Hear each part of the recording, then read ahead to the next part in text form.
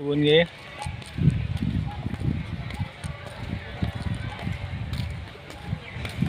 Đi chân.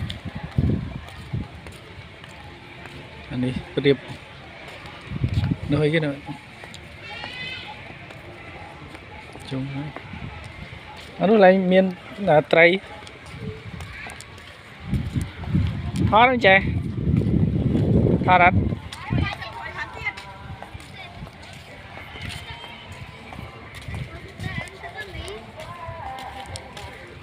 À, giờ rụng bể đường.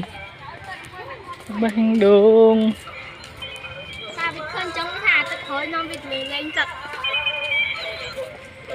Cái lên nè lính. Bay mền. Hãy cho dương đừng quỳ nè, miền to miền bay thôi. Hai miền bay chứ.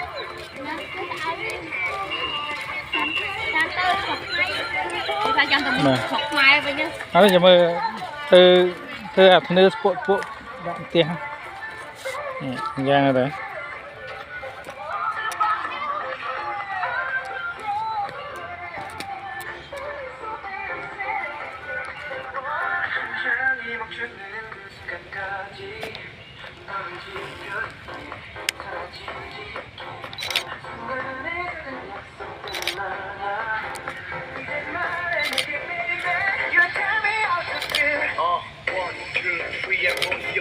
Mà tháo cái mũi nè, tháo này này cho anh chơi chân này.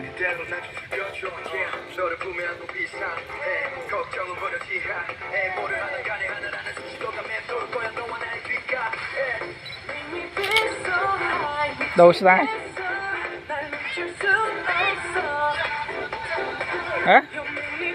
Ta nọ lấy nọ rồi thoát môi mới mỗi đợt mau bán thoát.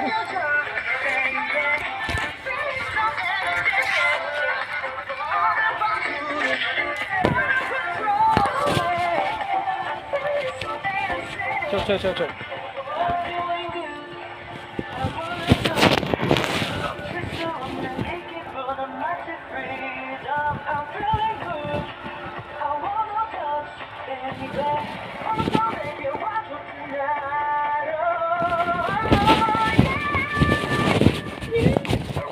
Hái heo rồi đấy. Trời ơi.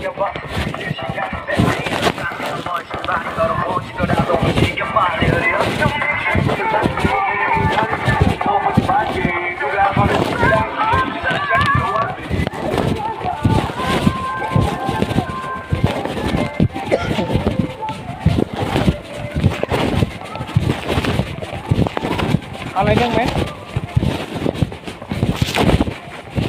Này nâng em một.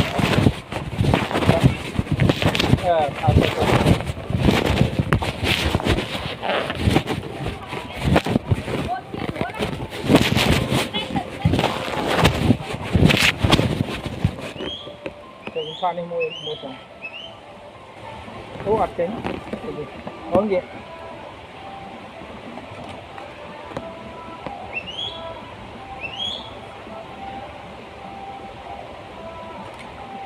Đâu xa đấy. Thật ai tin em. Thật là nó cái này. Chào mũi đang mũi. Ủa trời ơi, chết rồi.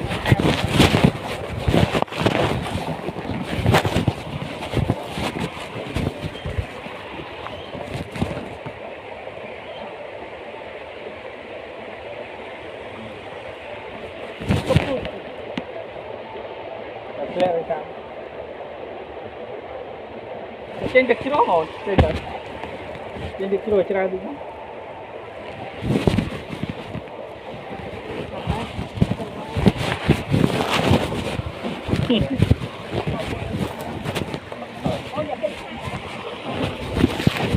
một hạt rồi con nữa hạt anh ấy cứ bao nhiêu tiền rồi ní chỗ đào tiền hẳn này Ôi, bố mình chết nên xa ra thôi. Ôi, tí.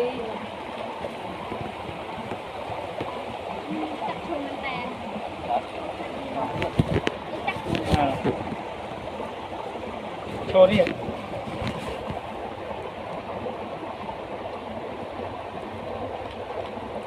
Đấy.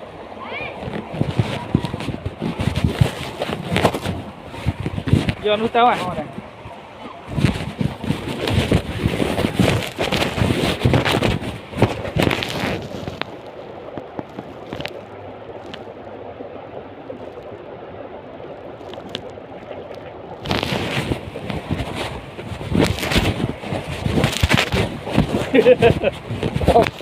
Tái thôi thôi luôn. Quay lên.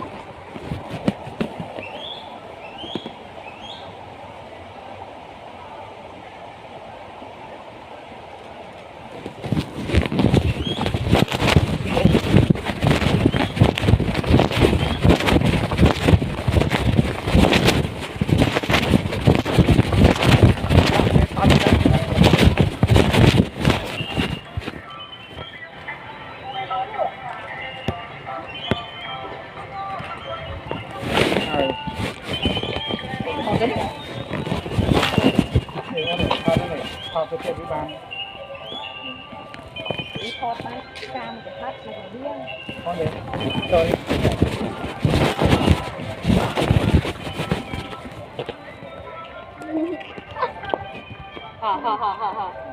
Nó bay thôi vậy. Đấy, càng là đi.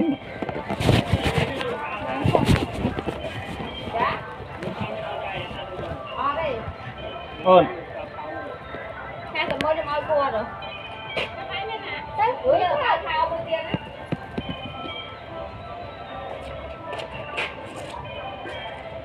đó. Má thế.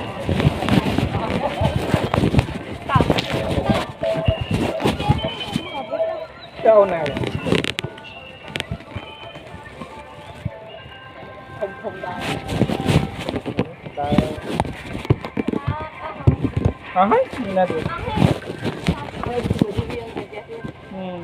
Cảm thấy như là không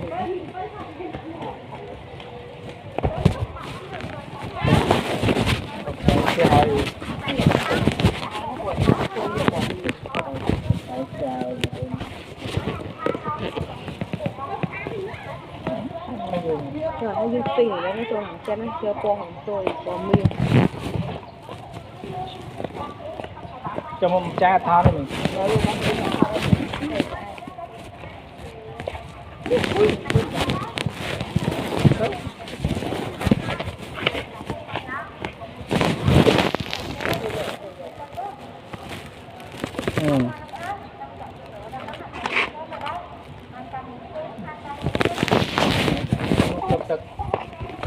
Nào với xin, nào với xin,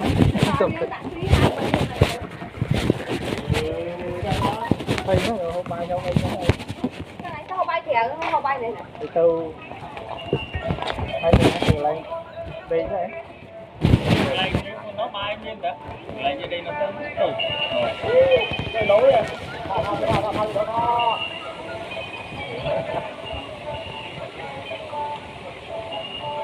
Nó ngồi để phá ra với. Mai như vậy. Phá ra nó.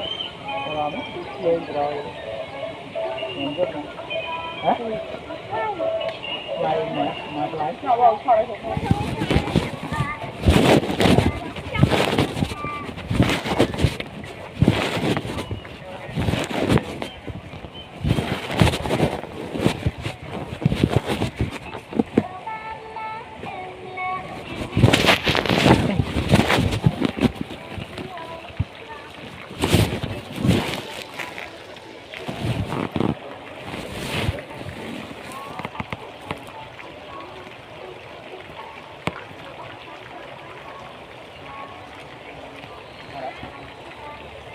Ở đâu xa?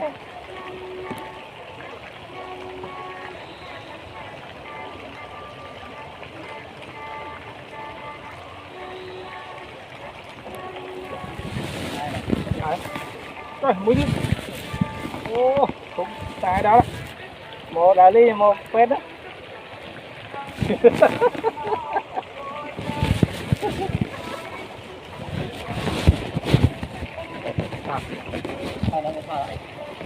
Thon mũi kìa.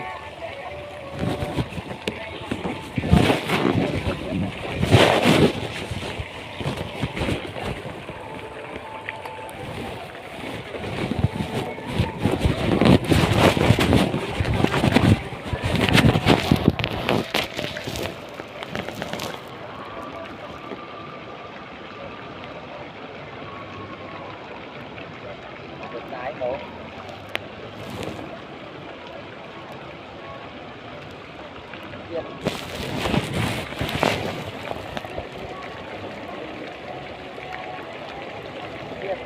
má chết thôi tập thiệt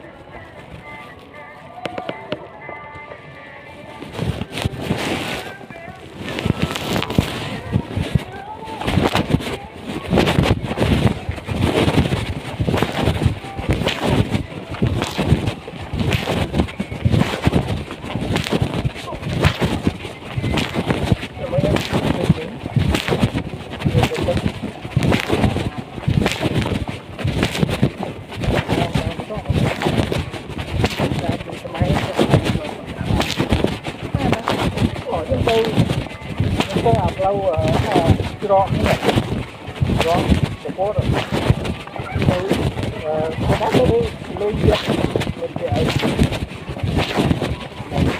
tất cả hai thì không chịu rồi.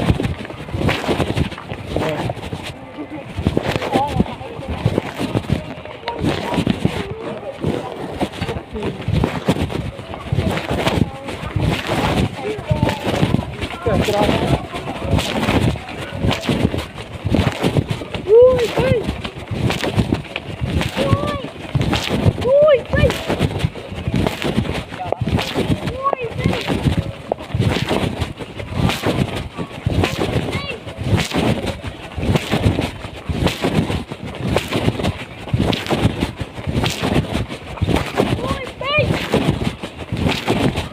thôi